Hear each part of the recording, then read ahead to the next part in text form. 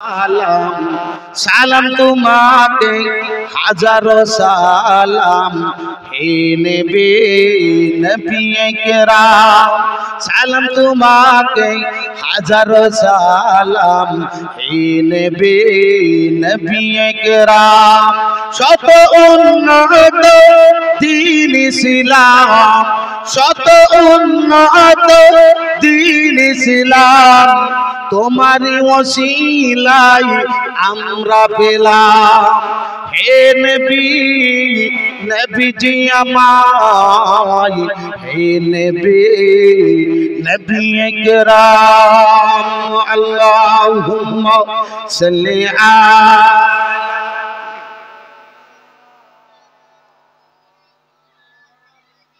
ওয়ালা আলি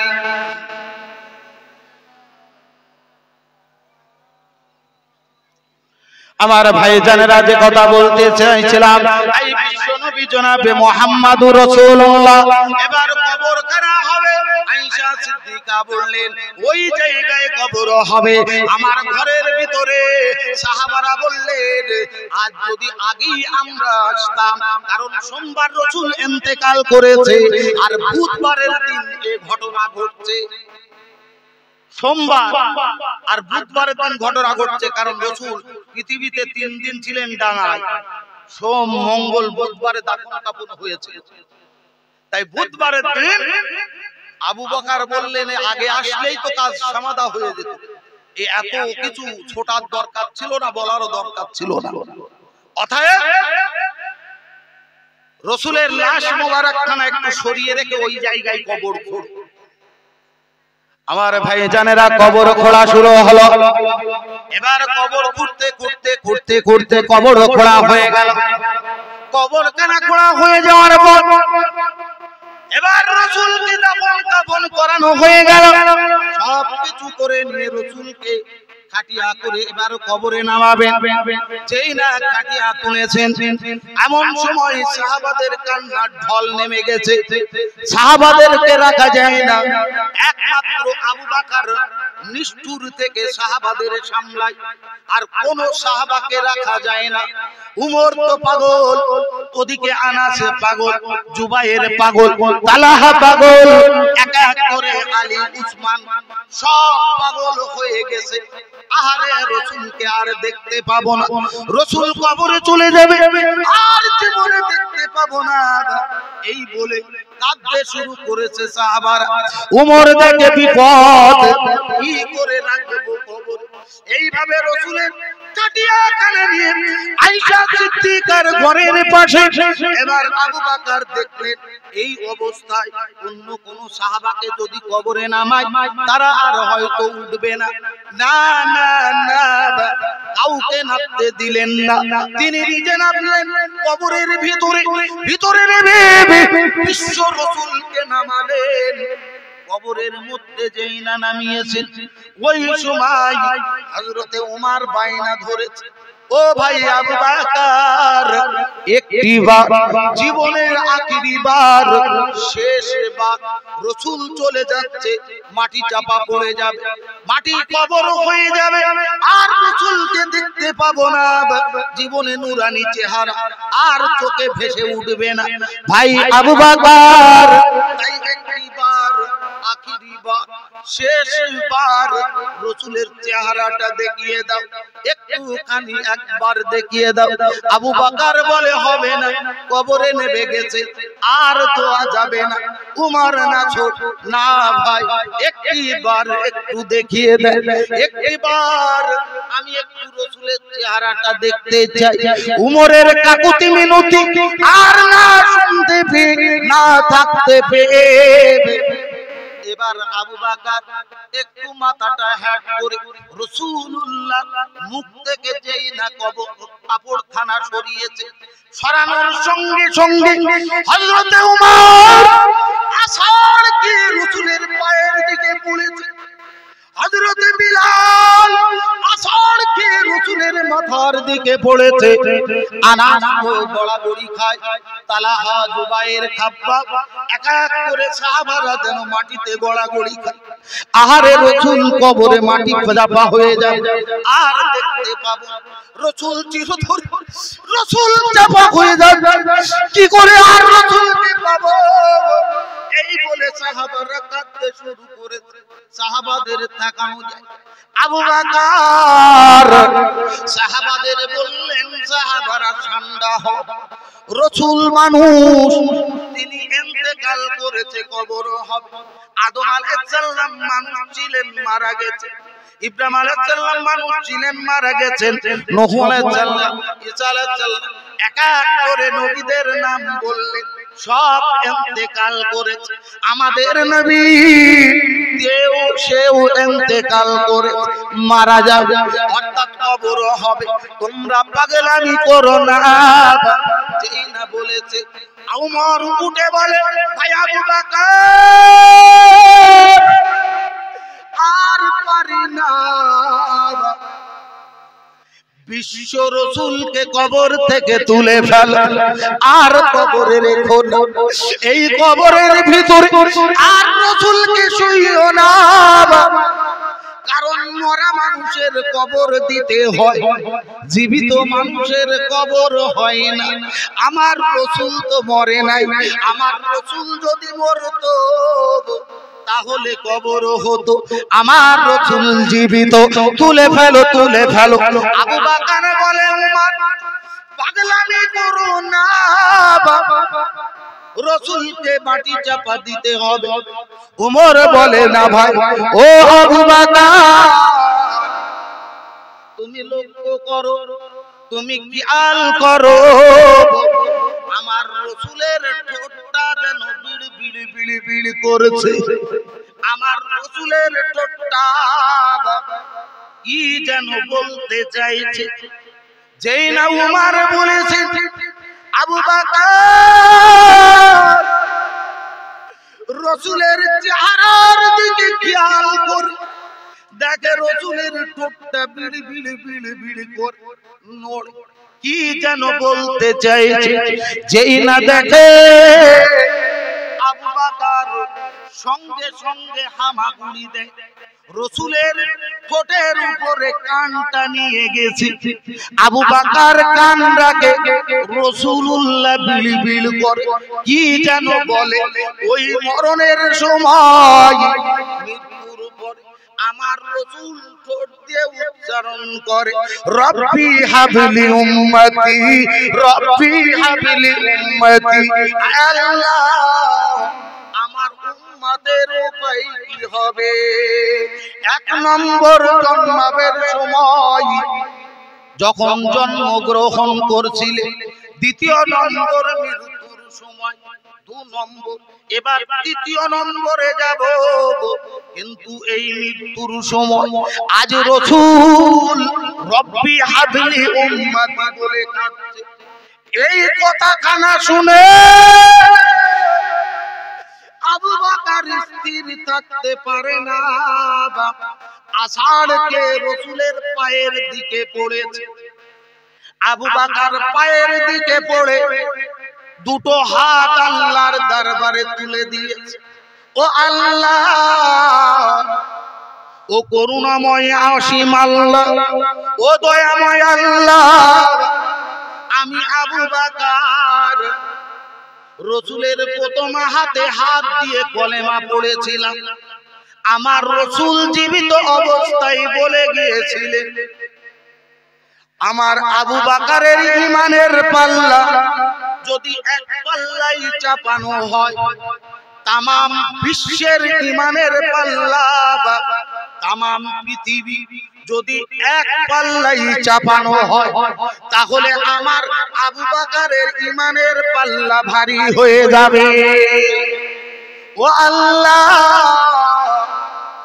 আমি সেই আবু বকর, আজ আপনার কাছে দোয়া চাই। আমি আবু বকর জীবনে চলতে ফিরতে উঠতে বসতে এতদিন হায়াত পেয়েছি। আমার হায়াতে জিন্দেগিতে রাসূলের হাতে হাত দিয়ে কলেমা পড়া থেকে আজ পর্যন্ত আমি জীবনে যত সওয়াব করেছি, যত নেকি করেছি, যত পুণ্য করেছি, আমার জীবনে যা কিছু ভালো কাজ আছে, আয় আল্লাহ আমি সব কিছু উম্মতে মুহাম্মাদির জন্য দান করে দিলাম। জোরে বলেন নারে তাকবীর, নারে তাকবীর, নারে তাকবীর। আমি আবু বকর আমার জীবনের সমস্ত সওয়াবগুলো, সমস্ত নেকিগুলো,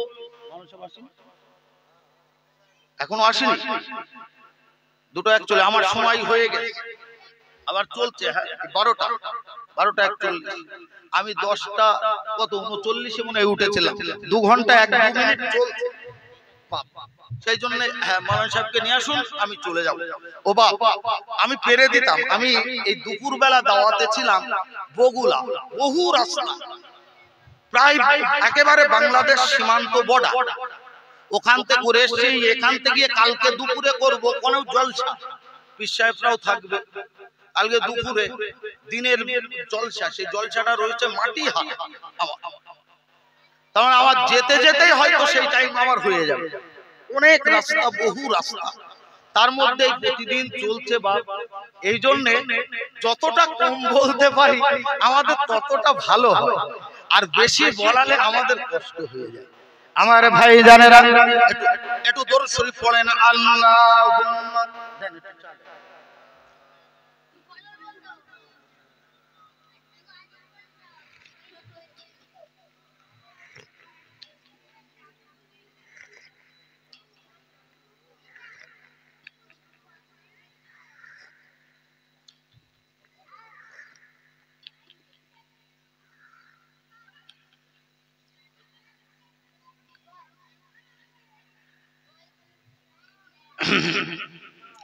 আমার ভাই জানেরা, তাই যে কথা বলতে চাইছিলাম আমি সংক্ষেপ করে শেষ করার চেষ্টা করব।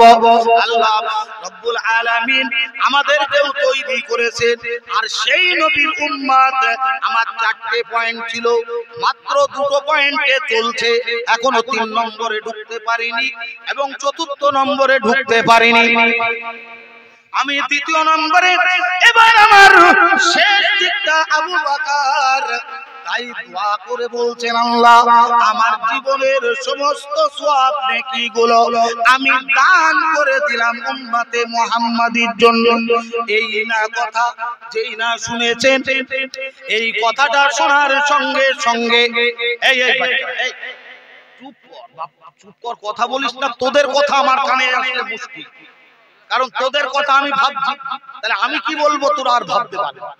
এই জন্য আমি যেটা বলছি সেটা শোনো।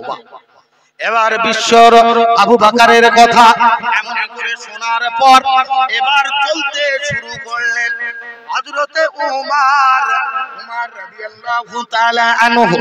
এবার তিনি এই কথাটা শোনার সঙ্গে সঙ্গে তিনি এবার বলতে শুরু করলেন, আয় আল্লাহ আমি উমর রসুলকে প্রথমে খতম করতে গিয়েছিলাম, রসুলকে শেষ করতে গিয়েছিলাম, আমি রসুলকে মারতে গিয়েছিলাম। আর সেই মারতে যে আমি রসুলের হাতে হাত দিয়ে কলেমা পড়েছিলাম, বায়াত গ্রহণ করেছিলাম। কলেমা গ্রহণ করার পর রসুল আমার জীবদশা দেখে বলেছিলেন, আমার পরে যদি কেউ নবী হতো তাহলে উমর নবী হতো। উমর এত নেই পরায়ণ, এত নেই পরায়ণ, সাক্ষ্য বিচার, অর্থাৎ আমার পরে যদি কেউ নবী হতো, পৃথিবীতে নবী আর আসবে না, যদি আসতো তাহলে উমর হতো নবী। আল্লাহ আমি সেই উমর যে রসুলকে খতম করতে গিয়ে কলেমা পড়েছিলাম, সেই রাসূলুল্লাহ কবরে শুয়ে কাঁদবে, আর আমি উমর পৃথিবীর জমিনে হেসে হেসে চলবো, হেঁটে হেঁটে চলবো, চতুর্দিকে বেড়াবো। এটা হতে পারে না। আল্লাহ তাই আপনার কাছে দোয়া চাই, পানা চাই, আমি উমর আমার জীবনে কলেমা পড়া থেকে এ পর্যন্ত যত সওয়াব করেছি, যত নেকি করেছি, যত পুণ্য করেছি, যা কিছু আমি করেছি সব কিছু উম্মতে মুহাম্মাদির জন্য দান করে দিলাম। এই কথাটা চতুর্দিকে ছড়িয়ে গেল। সাহাবাদের মধ্যে কান্নার রোল পড়ে গেল। জুবায়ের কাঁদে, তালহা কাঁদে, খাব্বাব কাঁদে, আনাস কাঁদে, উমর, উসমান, আলী, আবু বকর সবাই কাঁদে। সমস্ত সাহাবারা কেঁদে চলেছে, কান্নাকাটি চলছে। এমন সময় সাহাবারাও একে একে একে একে দান করে। এই কথাটা জননী ফাতেমার কানে পৌঁছে গেল। ফাতেমার কানে যখন এই আওয়াজ খানা চলে গেল, ফাতেমা শুনতে পেলে আব্বা জান কবরে শুয়ে শুয়ে শুয়ে শুয়ে কাঁদে, কান্নাকাটি করেছেন। ফাতেমা দৌড়ে এসেছেন অনতি দূরে বিশ্ব রাসূলের কবরের কিছুটা পাশে, একেবারে একটু দূরে দাঁড়িয়ে হাসানকে ডাকে, হুসাইনকে ডাকে, ও বাবা হাসান, ও বাবা হুসাইন, তোমরা দেরি করো না, কাল বিলম্ব করো না, তোমরা জলদি করে এসো, তাড়াতাড়ি করে এসো। আমি ফাতেমা, আমি তোমাদের জননী, তোমাদের ডাকি। ও মা বাবা, তুমি আমাদের ডাকো কেন? নানা জানে এখনো তো কবর শেষ হয়নি। না না না, আমি ফাতেমা আমার দুই কলেজার টুকরাকে ডেকেছি এসো। যেই না দুই কলেজার টুকরা ইমাম হাসান, ইমাম হুসাইন গিয়েছেন। আরে এমন সময় ওই জায়গায় ইমাম হাসান, ইমাম হুসাইনের দিকে লক্ষ্য করে কি জননী ফাতেমা কাঁদতে শুরু করেছে। আল্লাহ, আমি ফাতেমা, আমার রাসূলুল্লাহ, আমার আব্বা জান কবরে শুয়ে শুয়ে কাঁদবে, কবরে শুয়ে শুয়ে কাঁদবে। আমি ফাতেমা পৃথিবীর জমিনে হেসে হেসে বেড়াবো, এটা হতে পারে না। আমার ছেলেরা হাসবে, এটা হতে পারে না। তাই আমি ফাতেমা সিজদায় পড়ে কাঁদি, আয় আল্লাহ, আপনাকে সিজদারত অবস্থায় কথা দিলাম, মান রাখলাম। আল্লাহ গো, আমার দুই কলিজার টুকরা সন্তান, একটা হলো ইমাম হাসান, অপরটা হলো ইমাম হুসাইন। এই দুটি বাচ্চা, দুটি ছেলে, এই দুটি সন্তান, এই দুই সন্তানকে আমার রাসূলের উম্মতের জন্য দান করে দিলাম। জোরে বলেন, একটু আওয়াজ তুলে বলেন, নারে তাকবীর, নারে তাকবীর। আমার দুই কলিজার টুকরা সন্তানকে দান করে দিলাম। তাই ইমাম হাসান, ইমাম হুসাইন শাহাদত বরণ করেছিলেন। যখন দান করে দিলেন, এই এখন এই এত চিল্লামিল্লি করছো, তাতে আর এই আলোচনা বাড়ানোর মতন পরিস্থিতি কিন্তু থাকছে না। কথা বলছেন, চুপ করে চা দিচ্ছেন, চা খান, কিন্তু আমি কথা বলছি, আপনারাও চিল্লাচ্ছেন, তাহলে আমার কথাগুলো অন্যদিকে চলে যাবে। একটু দরুদ শরীফ পড়েন, আল্লাহুম্মা সাল্লি আলা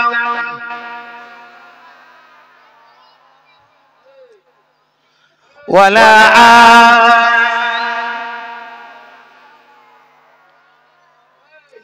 আমার ভাই জানেরা, একটুখানি সংক্ষেপ করে বলি। তাই জননী ফাতেমা তার ইমাম হাসান, ইমাম হুসাইন, এই দুই সন্তানকে আল্লাহর রাস্তায় দান করে দিয়েছিলেন। একটু চিল্লে বলা যাবে না সুবহানাল্লাহ? আমার ভাইজান, এবার 3 নম্বর যে কথাটা বলতে চাইছিলাম, এবার বিশ্ব নবী 3 নম্বর যখন বিশ্ব রাসূল মক্কা থেকে মদিনার জমিনে হিজরত করে চলে গেলেন, এবার হিজরত করে মদিনায় গেলেন। এবার মদিনায় যাওয়ার পর বেশ কিছুদিন পর চতুর্দিকে ঢেড়ি পেটে গেল, আহারে বিশ্ব নবী আর নাই, বিশ্ব রসুল মারা গেল নাকি, বিশ্ব রসুল কোথায় গেল, এ সংবাদ আর কেউ পাচ্ছে না। উমর বেরিয়ে এসে বললেন, তোমরা বলো, হে মদিনার মুনাফিকেরা, তোমরা যদি আমার রসুলের খবরটা না দাও তাহলে তোমাদের আমি কতল করে দেব, কতল করে ছাড়বো, কেউ রেহাই পাবে না। উমরের ভয়ে সবাই থরথর করে কাঁপে। বিশ্ব রসুল কোথায়, বিশ্ব নবী কোথায়, কোথায় গেল? নবীকে আর খুঁজে পাওয়া গেল না। মদিনা থেকে কিছুটা দূরে একটা পাহাড়ের গুহায় বিশ্ব রসুল তৃতীয়বার আল্লাহর সঙ্গে বারগারিং করেছে। ও আল্লাহ, আমার উম্মতের উপায় কি হবে? রব্বি হাবলি উম্মতি, আমার উম্মতের উপায় কি হবে? কাঁদছেন, কিন্তু সাহাবারা খুঁজে পাচ্ছেন না। সাহাবারা চলতে শুরু করেছেন,